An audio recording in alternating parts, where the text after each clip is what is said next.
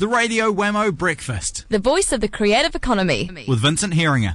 Indeed. From Ideologue magazine, stoppress.co.nz and all the others under the HP Media stable. Hello to you, Vincent. Good morning, Wammo. Good morning, and kicking off with, this, according to me, I suppose this is a breaking story. Philip Mills and Jeff Ross are both getting together to, would you say, promote New Zealand as a 100% pure brand?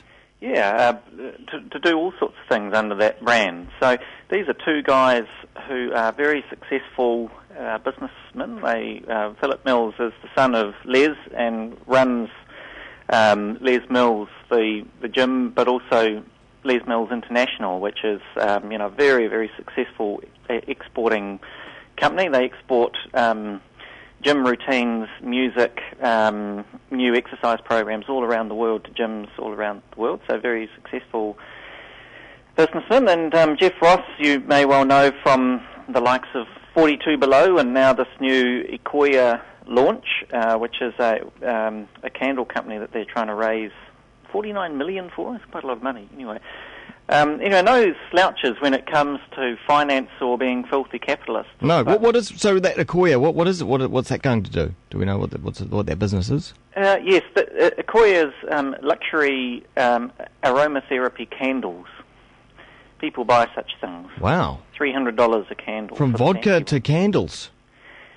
Well, I don't know. I mean, it's the luxury therapy. It's certainly outside of my comfort zone and out of my world. I mean, I have a few candles at home, but mostly it's to light the incinerator. You haven't been meditating this morning? I haven't, but it's exactly the point. That's exactly the market. That low-has lifestyle of health and sustainability market that's got a bit of coin and wants to be doing yoga and spa therapies and spends a lot of money on I suppose interior decorating would be the market. Nice curtains. Well, he's obviously seen a gap in the market, and good on him. Well, they run a very successful. It's an Australian company that he invested in, and he is now one of the major investors, and they're driving it towards a public listing on the stock exchange. And so he's out in the market pumping that business, and it's a good example of a growth business, of tapping into a market that is growing internationally, and it's very much around the brand, exactly what he did with 42 Below. Okay, so him and Philip Mills are banding together now. Yeah, that's right, and the latest Ideologue, which is out this week, subscribers are getting it this week, and it'll be on newsstands next week. We've got a fantastic piece in there in the Celsius supplement, which is our sustainable business supplement that goes inside Celsius inside Ideologue twice a year. And in there is a really great story about an initiative with being led by Philip Mills and Jeff Ross, who have been getting together some very important and powerful heads of business, including Rob Fyfe from Air New Zealand. Again, no slouch when it comes to being a big businessman. Rob Fennick of Living Earth, Lloyd Morrison of Infratil. Infratil are the people that own the airports, lots of airports around the world.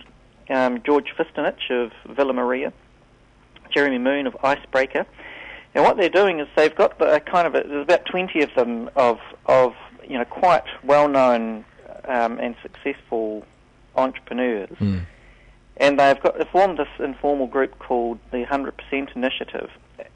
And their plan really is to lobby government and business to say, hey, we've got something going here in New Zealand where this 100% pure brand is more than just a tourism initiative. It actually is a metaphor for how New Zealand could sell itself to the world. And I guess one of their motivations is this is not necessarily a government thing, and it's not a compliance or a cost thing. Sustainability is an awesome business opportunity, and I think what they're trying to do is say, if we were just accountants or lawyers or politicians, perhaps no one would take notice. But the fact is that we're filthy capitalists, and we can see a buck in this thing. So. Yeah, well, very successful businessmen who the current government you could see respecting. one of the, to me, it's one of the kind of tragic conversations that's going on at the moment, Wammo. And I'll give you a little example.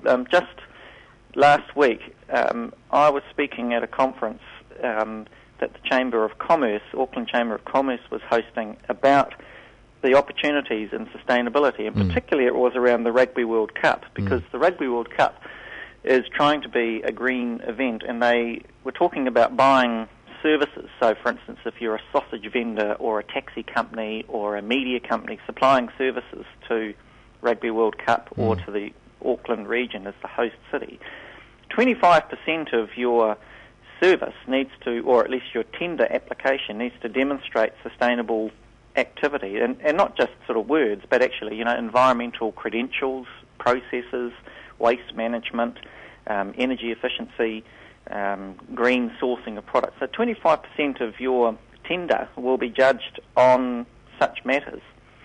So we were talking about that opportunity at the same time as the Chamber was sending a letter of protest out to all its members to say, petition the government now to stop the emissions trading scheme, stop this rotten tax. So to my mind, there's this absolute schizophrenic thing going on with New Zealand business at the moment. There is a real split down the middle between the people who see sustainability as an opportunity and the people who see it as a cost.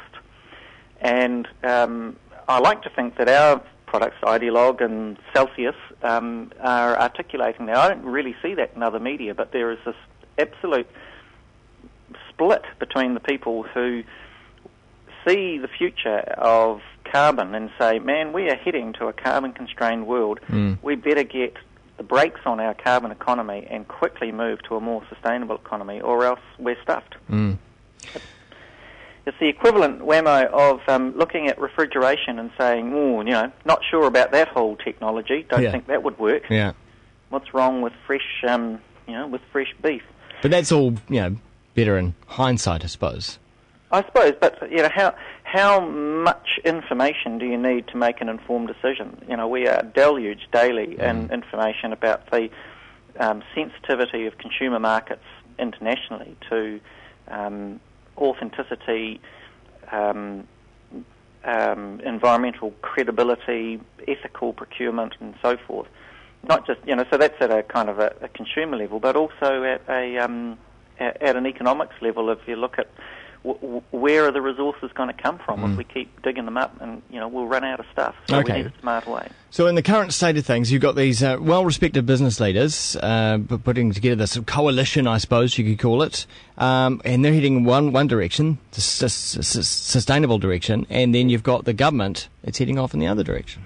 The government is betwixt and between, because you've got a Prime Minister that's very sensitive to the 100% pure message, because he lives it with being the tourism minister, and you've got people like Jerry Brownlee and Bill English who are very much in that kind of old-fashioned agricultural camp of dig it up, sell it cheap kind of approach. And I don't envy the government. They're dealing daily with this terrible fiscal situation that New Zealand's in of inheriting a massive amount of debt after the recession. So it's not easy for the government, but what I think is incredibly disingenuous are the business lobby groups like Business New Zealand and the Chamber of Commerce and Business Roundtable and the Road Transport Forum, who are really pushing against the emissions trading scheme and trying to drag New Zealand back, actually. Vested interests, that's the filthy polluters who are trying to shift the cost of their polluting activities to the taxpayer.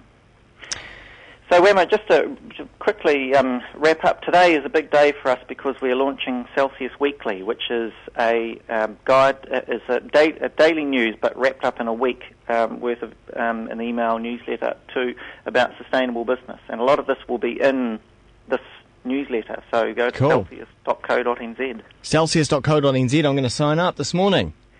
Thanks, Wammo. Thanks, Vincent. And, of course, you can find Vincent's chatting more over at ideologue.co.nz as well.